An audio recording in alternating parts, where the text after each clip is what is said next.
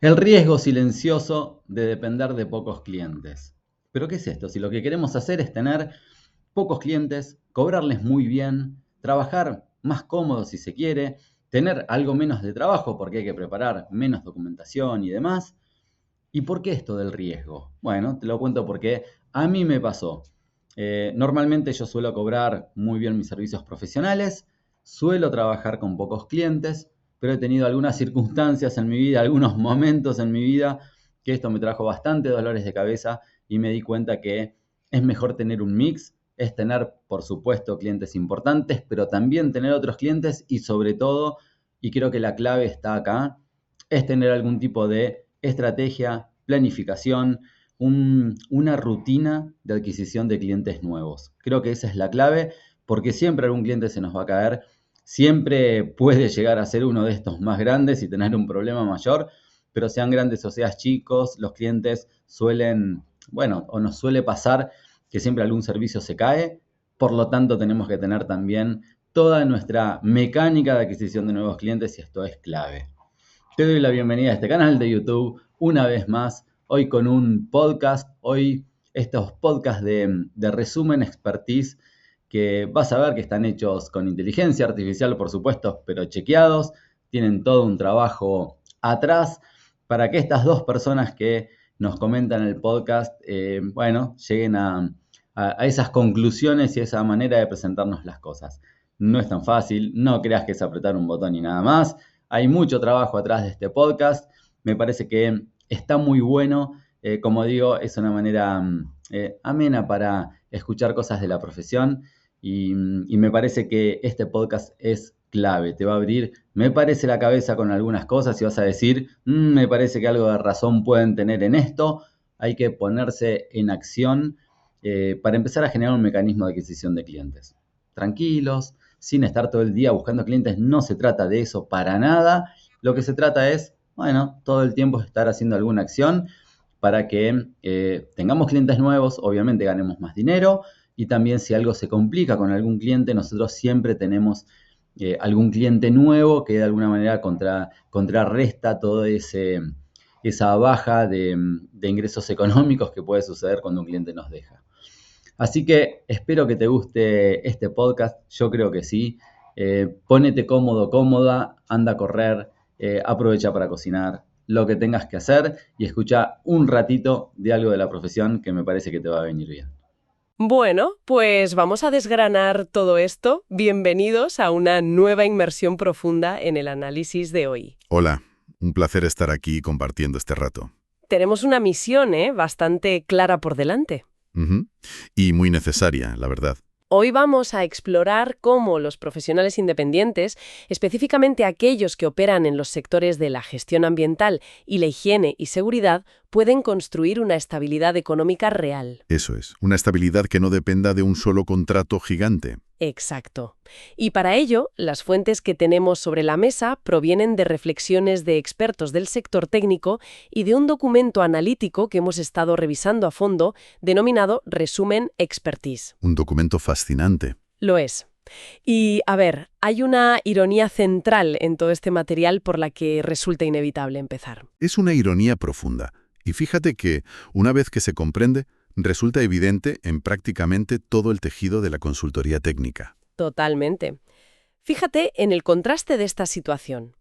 Quienes se dedican a la gestión ambiental y a la higiene y seguridad se pasan literalmente la vida entera hablando de identificar peligros, Claro, de identificación de peligros, de evaluación de riesgos. desarrollando complejos planes de contingencia para cada escenario adverso posible, Viven escaneando el horizonte operativo en busca de problemas potenciales para mitigarlos antes de que ocurran. y hay que reconocer que son excepcionalmente competentes en esa labor. Por supuesto, aplican matrices de riesgo sumamente complejas, analizan probabilidades con un rigor casi científico Ujú. y definen controles de ingeniería y normativos para absolutamente todo.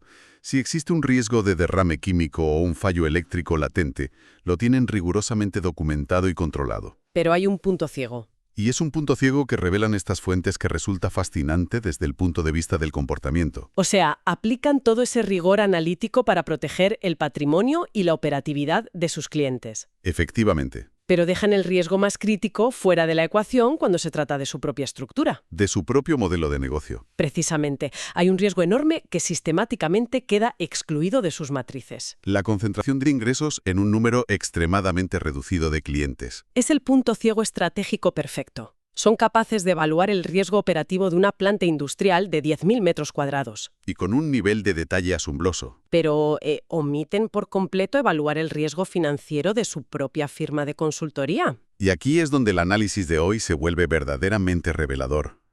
Las estadísticas que muestran las fuentes actúan como un llamado de atención urgente. Sí, los números son contundentes. En la consultoría técnica, según estos datos, es increíblemente habitual que entre el 70 y el 80% de la facturación de un profesional provenga de apenas 2 o 3 empresas. 2 o 3 corporaciones sosteniendo la práctica totalidad de su viabilidad económica. Es caminar por la cornisa. Pero a ver, si nos detenemos a pensarlo desde la perspectiva de la eficiencia operativa, tiene cierto sentido. Claro que lo tiene. Tener pocos clientes, pero muy grandes, reduce enormemente la carga administrativa. Menos horas de gestión de cuentas, menos reuniones introductorias, menos procesos de alta de proveedores. Exacto. Entonces, ¿por qué las fuentes catalogan esta práctica, que parece tan cómoda, como un error estratégico tan grave? Pues porque la comodidad operativa es exactamente lo que camufla la fragilidad estratégica. Ya. Si conectamos esto con el panorama general de la gestión empresarial, lo que significa esa concentración es que el negocio entero depende de un hilo. Debemos preguntarnos qué sucede realmente si uno de esos clientes decide cambiar de proveedor de la noche a la mañana. Ese cliente del que depende el 80% de los ingresos. Ese mismo. Y a menudo ni siquiera responde a una deficiencia en el servicio del consultor. Eso es crucial entenderlo. Tal vez la empresa cliente simplemente ejecuta un recorte drástico de su presupuesto anual. O se ve envuelta en una crisis macroeconómica que paraliza sus contrataciones externas, situaciones corporativas que ocurren a diario y que escapan por completo al control del profesional externo. Constantemente. El problema fundamental radica en la naturaleza de la caída. Exactamente. El impacto de perder a uno de estos clientes ancla no representa un declive financiero gradual. No es una reducción progresiva de los márgenes que otorgue al profesional 6 meses para reestructurar sus finanzas. ¿Qué va? Es un vacío económico inmediato y absoluto. La pérdida de un solo servicio mensual de esa magnitud destroza la facturación de un mes para el otro. ¡Madre mía! Un profesional puede pasar de tener una proyección financiera envidiable a no disponer de liquidez para cubrir sus propios costes fijos en cuestión de semanas. Es como si, volviendo a la terminología del sector, tuviéramos una nave industrial inmensa y pesada sostenida por un único pilar de carga. Un solo pilar central. Y de repente, un factor externo elimina ese pilar de un solo golpe. Esa analogía ilustra perfectamente la vulnerabilidad estructural de la que hablan las fuentes. Si un profesional de higiene y seguridad aplicara la misma lógica preventiva que utiliza a diario ante un riesgo operativo, la conclusión resultaría ineludible. Totalmente ineludible. Imaginemos por un momento que trasladamos este problema a una matriz de evaluación de riesgos tradicional. Vale, hagamos ese ejercicio. En el eje de las probabilidades, la posibilidad de que una empresa reduzca presupuestos no es remota. No, para nada. Es media o incluso alta en ciertos climas económicos. Y en el eje de la severidad, perder el 80% de los ingresos es, por definición, un impacto catastrófico para el negocio. Por supuesto. Probabilidad media multiplicada por severidad catastrófica. Da como resultado un riesgo estratégico intolerable. Intolerable. En cualquier industria, un riesgo de este nivel exige la paralización inmediata de la actividad hasta que se implementen medidas correctoras. Y sin embargo, los consultores conviven con este nivel de riesgo intolerable a diario. A diario.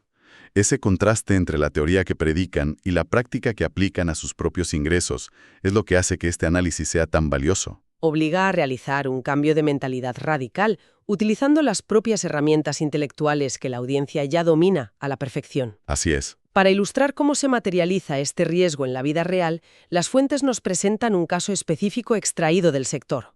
El caso que en el texto denominan la anécdota de Conciencia Pro. Exacto.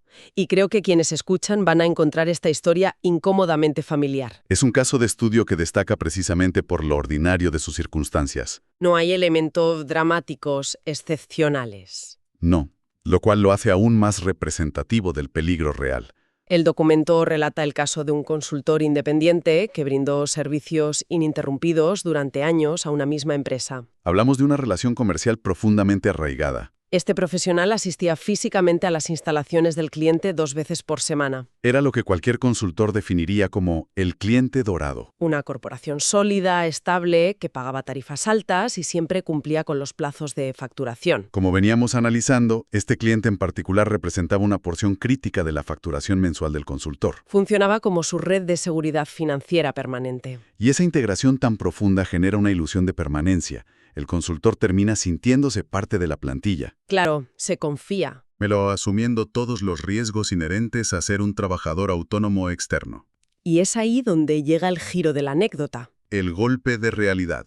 De manera imprevista, esta empresa, que parecía inquebrantable, comenzó a experimentar serios reveses financieros. Se implementaron auditorías internas. Llegaron las inevitables reducciones de costes estructurales. Y la orden fulminante de prescindir de la consultoría externa en todas las áreas no estrictamente obligatorias por ley. El contrato de este consultor, tras años de servicio impecable, simplemente se extinguió de un día para otro. Lo que resulta verdaderamente revelador de este caso es cómo se produjo la ruptura. Sí. El análisis hace hincapié en que no existió absolutamente ningún conflicto interpersonal. Nada. No hubo fricciones con la gerencia. Ni un error técnico en un informe. Ni negligencia alguna en la gestión ambiental. Simplemente, el ecosistema corporativo del cliente cambió, y cuando esas reglas del juego externas se modificaron, el impacto financiero para este profesional independiente fue devastador. Dejándolo sin capacidad de maniobra inmediata. Pero pongámonos en la mente del consultor por un momento.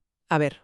Es muy natural asumir que si la calidad del trabajo es excepcional, si los reportes normativos se entregan antes de plazo y se evita proactivamente cualquier sanción legal para el cliente. Esa relación comercial está blindada. Exacto. Se asume que la excelencia técnica garantiza la lealtad comercial. Esa es una de las trampas psicológicas más peligrosas en la consultoría. Confundir la calidad del servicio con la seguridad del contrato. El consultor técnico asume, de forma errónea, que la retención del cliente depende exclusivamente de la excelencia de su trabajo. Pero la anécdota de Conciencia Pro demuestra otra realidad muy distinta. Las decisiones de rescisión de contratos a menudo se toman en despachos financieros. Por directivos que jamás han leído los informes ambientales del consultor. Son variables macroeconómicas que escapan por completo al control de quien presta el servicio. La conclusión central de esta historia es un axioma doloroso pero necesario. Ningún cliente es eterno. Ningún cliente es eterno. La eternidad corporativa es un mito absoluto. Es una premisa que reformula por completo el concepto de seguridad laboral para el profesional independiente. Y esto nos lleva a un debate muy interesante sobre lo que significa realmente la ética o la responsabilidad profesional en este ámbito. Habitualmente se interpreta que la mayor responsabilidad del consultor es volcar el 100% de su energía en proteger las operaciones de su cliente. Y, por supuesto, la excelencia en la prestación del servicio es innegociable. Claro. Pero las fuentes introducen un matiz crítico aquí. ¿Cuáles? La responsabilidad profesional no se limita a cuidar al cliente actual. Incluye imperativamente la obligación de garantizar la salud financiera y la viabilidad del propio negocio de consultoría. Pero aquí surge una fricción natural. Sí, una resistencia interna enorme. Muchos profesionales técnicos sienten que destinar tiempo a buscar activamente otros clientes, mientras tienen un contrato a tiempo completo con un cliente principal, roza la falta de compromiso. Lo perciben casi como una deslealtad o una distracción de sus obligaciones técnicas reales. Esa percepción es muy común, pero el documento es categórico al desmontarla. Totalmente. Buscar la diversificación de la cartera de clientes no implica desconfiar del cliente actual ni mermar la calidad del servicio. Significa implementar una medida de prevención básica. Fíjate, si tu negocio quiebra por falta de diversificación, dejas a ese cliente principal sin cobertura de un día para otro. Las fuentes utilizan una analogía brillante en este punto. Ah, la del trabajo en altura. Sí. El uso de un arnés de seguridad. Me parece fabulosa esa comparación. Un operario no se pone el arnés porque dude de su propia capacidad para mantener el equilibrio en el andamio. Se lo pone porque sabe que una ráfaga de viento impredecible puede desestabilizarlo. Construir una cartera de clientes amplia es ese arnés de seguridad financiero frente a los vientos macroeconómicos. Esa analogía da en el clavo. Replantea por completo la función del desarrollo comercial. Y lo despoja de ese estigma de venta agresiva. Y lo posiciona como una pura gestión de riesgos corporativos. Entonces, habiendo establecido la gravedad del punto ciego y la necesidad de cambiar de paradigma, el resumen expertise no se detiene en el diagnóstico. No, avanza hacia la prescripción. Introduce lo que denominan el plan de contingencia comercial, Y es un enfoque estructurado y pragmático. diseñado específicamente para mentes analíticas, que por lo general rechazan los métodos de venta tradicionales. Totalmente. El texto aclara de inmediato que el objetivo no es salir a vender desesperadamente. Una frase que seguramente genera bastante alivio en la audiencia. Ya te digo, no se trata de realizar 100 llamadas en frío al día incomodando a gerentes de planta. El objetivo del plan es generar un flujo constante, una inercia comercial sostenible. La idea es que si un contrato se rescinde repentinamente, como le sucedió al protagonista de nuestra anécdota, Ya exista otra propuesta madurando en el horizonte. para lograr esto, las fuentes proponen un plan mínimo compuesto por 3 directrices clave. Así es. Y la primera directriz es probablemente la que genera mayor resistencia psicológica en un perfil puramente técnico. El tiempo innegociable. Exacto. El plan establece la obligación de reservar 2 horas semanales, de forma fija, dedicadas exclusivamente al desarrollo de negocio y captación de clientes. La clave del éxito de este paso reside íntegramente en la palabra innegociable. Pero seamos realistas y pongámonos en la piel de quienes están en la trinchera diaria. A ver, Tienes que entregar una auditoría de emisiones atmosféricas el viernes. vale, Estás atrasado con la recopilación de datos y el cliente presiona. típico. Llega el miércoles por la mañana, que es tu bloque de 2 horas comerciales. La lógica inmediata y la urgencia técnica te gritan que ignores esas 2 horas de ventas para apagar el incendio de la auditoría. Si un consultor factura por sus horas técnicas, bloquear ese tiempo comercial se percibe como una pérdida inmediata de ingresos. Claro. ¿Cómo justifican las fuentes la rigidez de este sacrificio inicial? Pues lo justifican enmarcando esas 2 horas no como un gasto de tiempo, sino como un coste de mantenimiento preventivo ineludible. Otra gran analogía industrial. En una planta, nadie cuestiona la necesidad de detener temporalmente una maquinaria pesada para lubricarla y calibrarla. A pesar de que durante esas horas la máquina no produzca unidades rentables. Se asume que no hacer el mantenimiento garantiza una avería catastrófica a largo plazo. Esas 2 horas comerciales son el mantenimiento preventivo del negocio. Para un especialista, el trabajo técnico siempre parecerá más urgente. Y francamente más cómodo, porque es su zona de confort. Pero si cede a la tentación de priorizar siempre lo urgente sobre lo estratégico, la maquinaria comercial jamás arranca. Y el riesgo de depender de un solo pilar sigue creciendo sin control. Entendido el concepto del mantenimiento preventivo, pasamos a la segunda directriz de este plan. El contacto constante. El requerimiento mínimo es establecer contacto con al menos 3 clientes potenciales por semana. Y las herramientas sugeridas son bastante variadas y poco invasivas. Puede ser entablar una conversación profesional por LinkedIn Redactar un correo electrónico aportando valor sobre alguna novedad del sector. o aprovechar el tiempo entre inspecciones para realizar una visita de cortesía a una planta cercana. 3 contactos por semana. Es una cifra diseñada deliberadamente para no resultar abrumadora.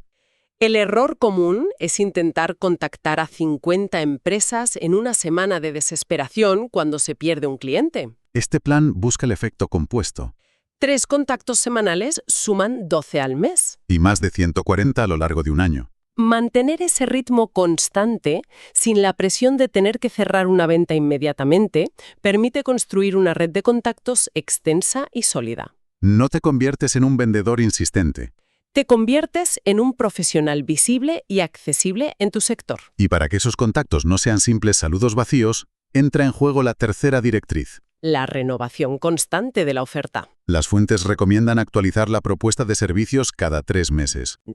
Plantea una reflexión fundamental sobre cómo el mercado percibe al profesional independiente. Si un consultor envía exactamente el mismo dossier de servicios corporativos durante 3 años consecutivos, El mercado lo asimila como un proveedor estático. un servicio comoditizado, cuyo único factor de diferenciación acaba siendo el precio. Lo cual es una carrera hacia el fondo que nadie quiere correr. Exactamente. Nadie gana ahí.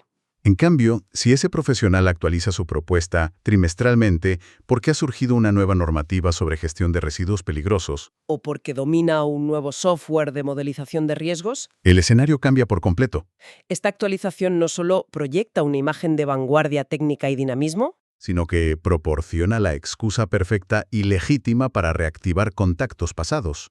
Permite acercarse a ese gerente de planta con el que conversó hace medio año y decirle: He analizado esta nueva resolución gubernamental y he adaptado mis servicios porque creo que va a impactar directamente en vuestros procesos de esta manera específica. cambia por completo la dinámica de poder en la negociación. Pasas de ser alguien que solicita trabajo para llenar su agenda A ser un experto que se anticipa a los problemas del cliente, aportando soluciones antes incluso de que las requieran formalmente. Ahora bien, para medir si toda esta inercia comercial está funcionando, el análisis proporciona una métrica muy concreta. Una especie de alarma de incendios temprana para el negocio. Las fuentes lo definen como el indicador de alerta. Es un parámetro frío, objetivo y tremendamente eficaz para evaluar la salud real de lo que en desarrollo de negocio se conoce como el embudo de conversión o la cartera de oportunidades activas. La pregunta crítica que el análisis exige que cada consultor se formule de inmediato es: ¿Cuántas empresas externas se encuentran hoy mismo en una fase de conversación comercial activa? ¿evaluando una propuesta ya entregada? ¿O en una etapa de seguimiento firme? ¿Y cuál es la línea roja según los expertos del sector? El dato que arrojan es concluyente.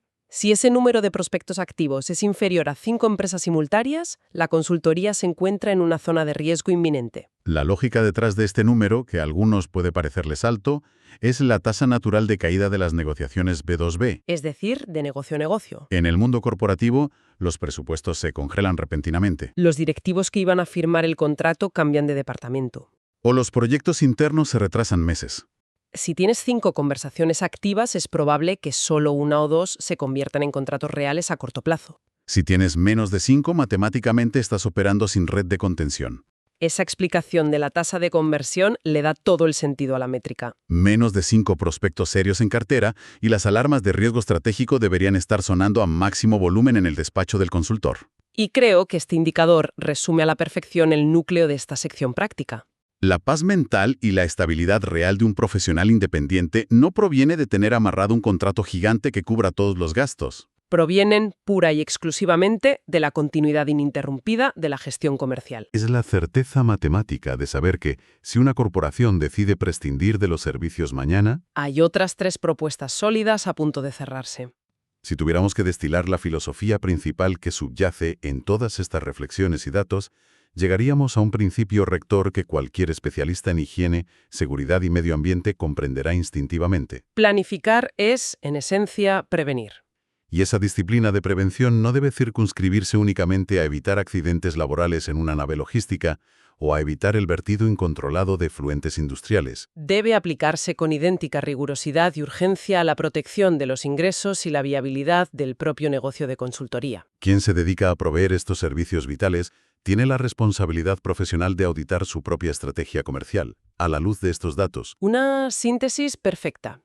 Las lecciones extraídas de este material, especialmente los errores de omisión, como el caso del consultor que confió ciegamente en la estabilidad de su mejor cliente, nos demuestran de forma empírica que la generación de nuevas oportunidades no puede tratarse como una actividad reactiva o estacional, No es un salvavidas que se infla únicamente cuando se pierde un contrato importante. o una tarea que se relega al mes de diciembre para ver qué depara el año siguiente. Requiere una ejecución sistemática y constante. Requiere respetar religiosamente esas 2 horas innegociables de mantenimiento preventivo cada semana del año. Y antes de dar por finalizado nuestro análisis de hoy, me gustaría extraer una última capa de profundidad de estas fuentes. Estupendo. Un pensamiento provocador, una derivada lógica del concepto de riesgo que considero vital dejar sobre la mesa para que la audiencia lo medite con detenimiento aplicándolo a sus propios negocios. Por supuesto, adelante. ¿Hacia dónde nos lleva esta última reflexión? A lo largo de esta charla hemos hecho hincapié en la necesidad de diversificar la cantidad de clientes para diluir el riesgo financiero. Sí, Pero, ¿qué sucedería si decidimos aplicar esta matriz de evaluación de riesgos un nivel más allá? interesante. Ya no solo evaluando la cantidad bruta de empresas en la cartera, sino analizando la industria específica a la que pertenecen. Ah, claro. Supongamos que un profesional realiza su auditoría interna y descubre que, en efecto, ha hecho los deberes, Tiene 10 clientes distintos. facturando equitativamente a cada uno, Todo parece perfecto. pero al observar de cerca, resulta que las 10 empresas pertenecen íntegramente al sector de la construcción. O todas operan en la cadena de suministro del gas y el petróleo. La pregunta que surge es la siguiente. Si esa industria en particular, ese macrosector, sufre una recesión severa o un cambio regulatorio restrictivo, Madre mía. ¿no estaría el consultor enfrentando exactamente el mismo riesgo de colapso absoluto? A pesar de tener los ingresos divididos en 10 entidades jurídicas distintas. El riesgo en este caso se habría camuflado bajo una falsa apariencia de diversificación. Pero la vulnerabilidad estructural seguiría intacta. Exacto. Vaya. Eso es llevar el concepto de evaluación de riesgos al nivel de la estrategia corporativa avanzada. Es preguntarse no solo cuántos pilares sostienen la estructura, sino si todos esos pilares están apoyados sobre el mismo terreno inestable. ¿Es resistente la facturación actual a una crisis macroeconómica que afecte a un solo sector productivo? Es, sin duda, la pregunta definitiva que se desprende de este material. Y me parece el punto exacto y más adecuado para concluir la inmersión profunda de hoy, dejando esa interrogante resonando. Es una invitación obligada a la autoevaluación para todos los profesionales que nos han acompañado. Apliquen el mismo rigor de excelencia que entregan a sus clientes para proteger su propio futuro. Hasta el próximo análisis.